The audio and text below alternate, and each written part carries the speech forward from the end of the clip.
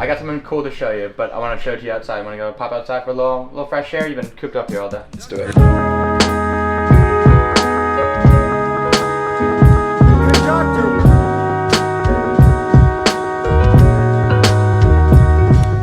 Crazy to think sometimes how you can create the life that you want in terms of what you wake up and do every day. My literal job today is to wake up and box, and then I have to go film a video with a customer in Jersey, and then go see another customer, and then come home and go to another boxing class to film more content. There's so many people who watch content, who enjoy it, sitting in a cubicle, just thinking about what that life could be, and not everyone. I know there's so many people who are scared to make the jump to do something on their own, but it's when you're willing to do vulnerable things, it just makes life so much easier because most people aren't willing to do it.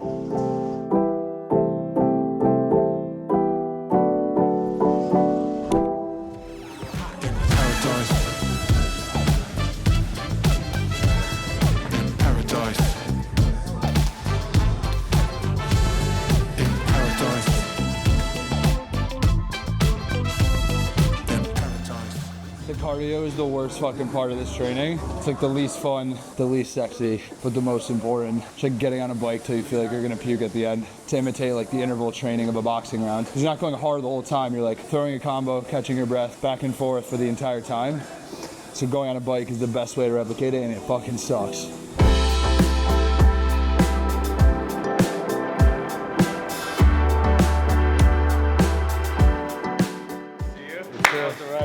Good. How are you? It only took 20 minutes today.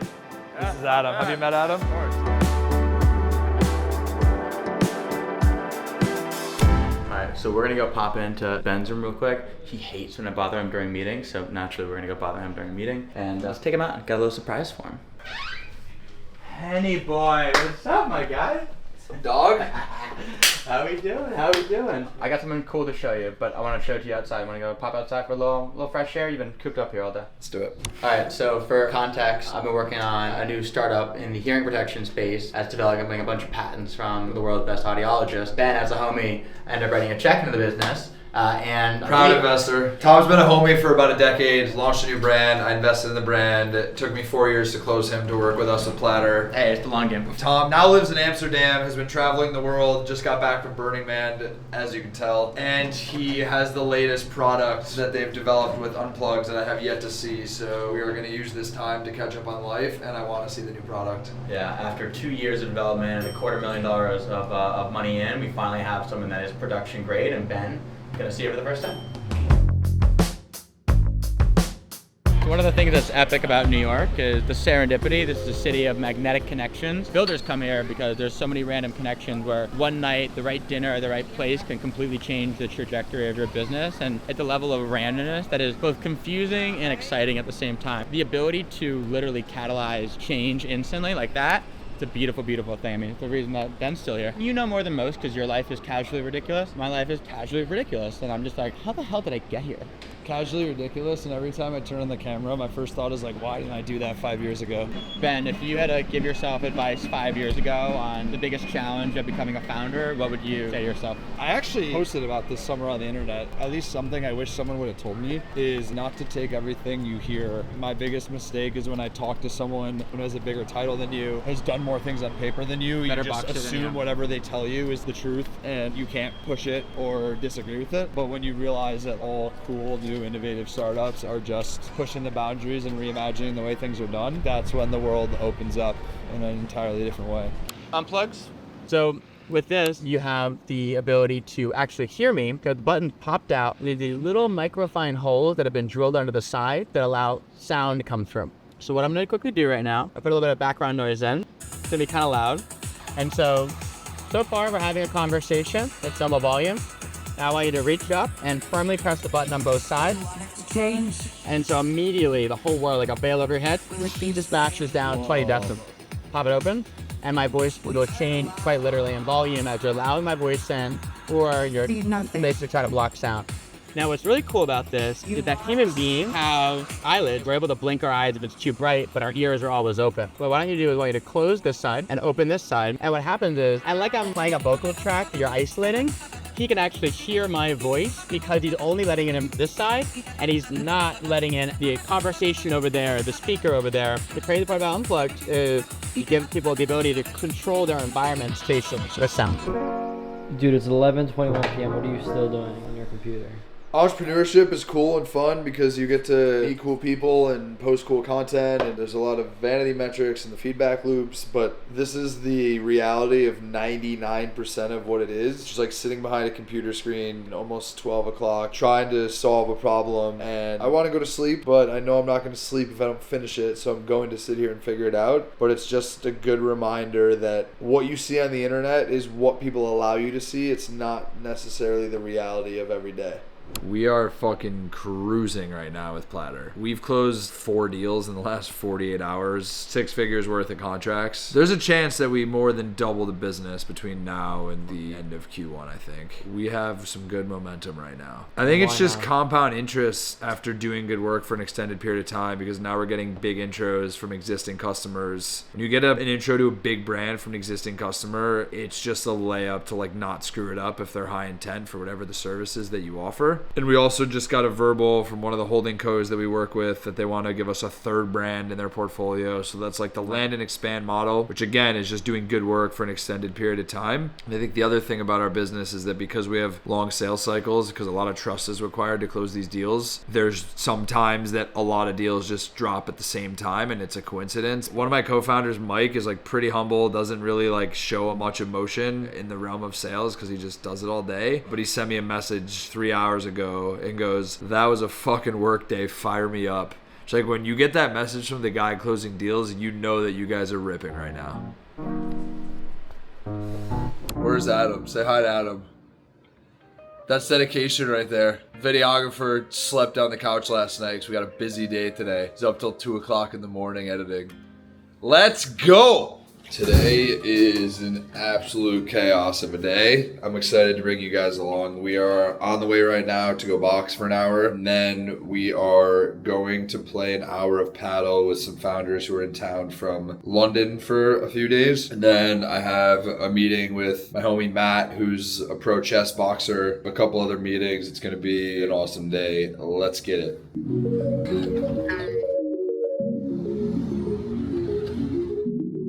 City biking through New York City and filming yourself doing it so you can actually get a look at what the reality is.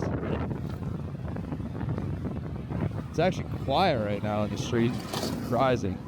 I'm thinking about it right now on my ride over to the gym. Every video that you make should have like a message. So I'm thinking to myself, like, what is the main through line for the vlog that we're filming today? And honestly, I think one of the things that I'm most excited about from this video is I think about it as shedding light into what it could look like for you to basically just combine your passion with your work, to just see that it's possible, because I hate when people watch others and wish, like, tell them like, oh, I wish I could do that, or oh, that looks so cool. Like, just, you can do it. Just takes a little bit of courage. The fact that my day is like, okay, go to the boxing gym, go play paddle with some partners, sauna, cold plunge, meet with customers, and then I have dinner with my sister, and that is my actual work day. Living your best life. It's important. I just finished an amazing hour session with Brian, one of my trainers. Kind of beat me up a little bit, but I realized like, sparring with pros is just so different because it forces you to be so much more honest about the shots you're taking, because you will get hit if you try to get greedy. And now we're getting in an Uber right now to head to play paddle with some guys. Let's fucking go. If I had a superpowers, man, reading so I'd know who's real and who's not. My friends started moving paranoid, like bro. Time to bully some people and paddle. You know the answer, you're just pissing me off. Online bad man acting bad for what? I ain't bad. I'm like a fly in the wall, I don't say much, but I'm hearing it all.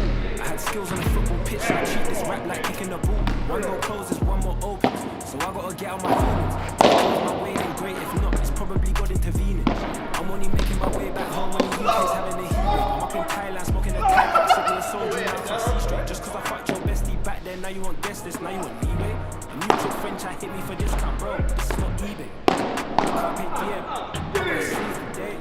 I'm an early grinding like I got some keys to make. I knew that. What time is it? 10:05. Fucking A. Winners. Can't blow a 3-0 lead, that's tough. Right, pretty good. It's probably enough physical activity for one day. Hour of boxing, 30 minutes of paddle, maybe a sauna plunge later. I can't remember any time we've had in London, like interesting people like that. People are just more mission focused here and like double down on what they need to do. I think it needs to be sharp here, the competition's so big. I think there's serendipity because the proximity here is very valuable. Yeah. There's such a high density of high quality people in such a small neighborhood that, like you said, it's literally a DM, it's one text, it's one HR, and you could be with someone in 5 minutes. Yeah. Like if it's worth it. Yeah. Because you've got one of your guys, Rising Ballers, he's out here for 3 months, isn't he? The amount of people and connections he's going to meet in 3 months if he does it right it takes you years back home to build. And 2 16-year-olds we hired, spoke to their parents. They lived in like Birmingham's like an hour and a half away from Manchester. Parents let them move into Manchester on their own, 2 of them. Imagine 2 16-year-olds together living in another city and a party city. They were just unbelievable, so talented, got Instagram better than anybody and helped us grow our Lab Bible Instagram account. 3 years later, they turned around to us and said, like, we want to build this Instagram account, and we were like, we'll back you, we'll help mentor you, utilising our office and stuff. Now they've got on the 24, it's the founders of Puberty. They've got over 150 million followers now. We've got a team of 30 people. Wait, Puberty? Yeah. Pleasure. Yeah, great to get to know you better as well. Keep me back out. Yeah, for sure. Yeah, very good to meet you. Yeah, Great pleasure to meet you. Nice to meet you. Nice to meet you. Cheers, mate. Thank you, appreciate it. That paddle game would have never happened if I didn't start posting content on the internet, because one of the guys that we just played with reached out to me on Instagram because he resonated with my story. This is a reminder for you to, number one, start posting content and stop caring about the vanity metrics of how many people are watching it or liking it. And number two, if you come to New York City, send me a message so we can do some cool shit together.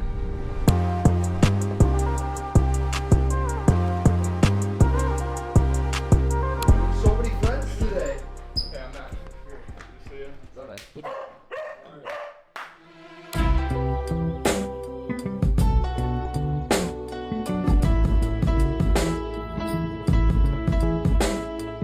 I actually think you're going to be interested to hear about it. He's basically spearheading chess boxing for this country. It's like bringing awareness to the sport on like what it even is. They're competing in the World Championships in Serbia. I had no idea what his actual involvement is, but he was like the first American to compete in the World Championships for chess boxing and is now in charge of building the sport in the US, and it's still very small, but I think this is a really cool moment for him to share like what he's building, because it's going to blow up one day. And so to look back on this conversation will be fun when Matt's like, see, I told you so. Half the United States actually finds this sport interesting.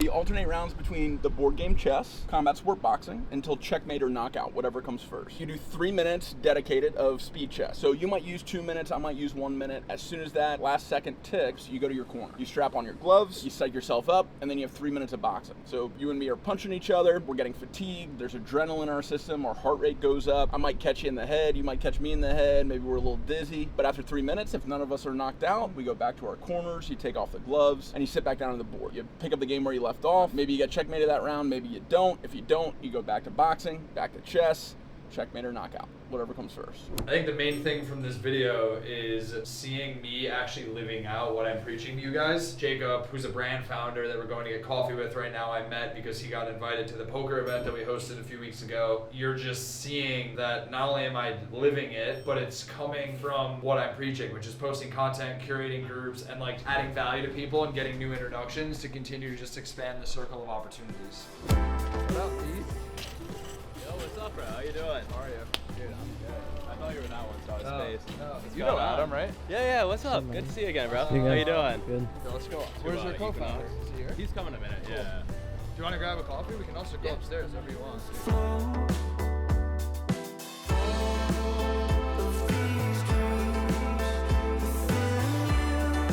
That was a good try. No, it doesn't move far enough. That was not a good try. Dude, it literally is constrained by the size. You can't possibly move far enough. Scam. This is dangerous. Yeah. I'm probably going to walk in and open one immediately. Yeah. That looks great. Good texture. It's like Dave Porter at the Pizza Review for snacks. I literally just had a 30-minute call pitching a company about potentially working with Platter. And the guy from their side that we initially scheduled the call with, like, was running behind, pitched 2 people on his team. And then he sent us an email 1 minute after the 30-minute pitch. He was like, hey guys, I'm free now if you want to jump back on. So I'm now jumping back on the phone to pitch another guy this same spiel that I just spent 30 minutes telling the rest of his team. He will tell in the next couple of minutes, but Ben also generated $250,000 angel investor check. But yeah, again, Ben, contact. Imagine being cornered in my kitchen to film a case study for my roommate because his business actually helped me. Hi.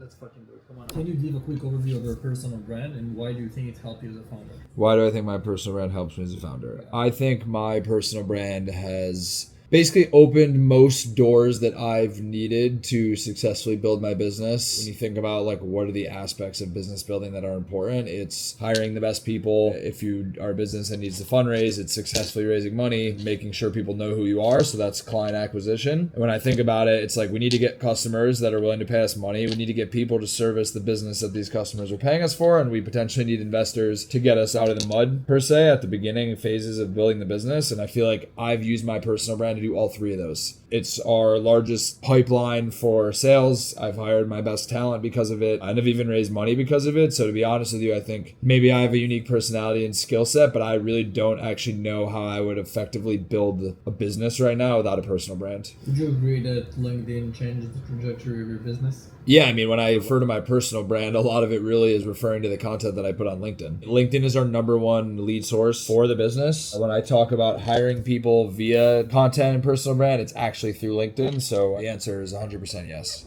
It's dinner time. Like, comment, subscribe, repost, share with all of your friends. Wait. Okay, I you already did. My boyfriend's gonna show you his vlog and you better be nice.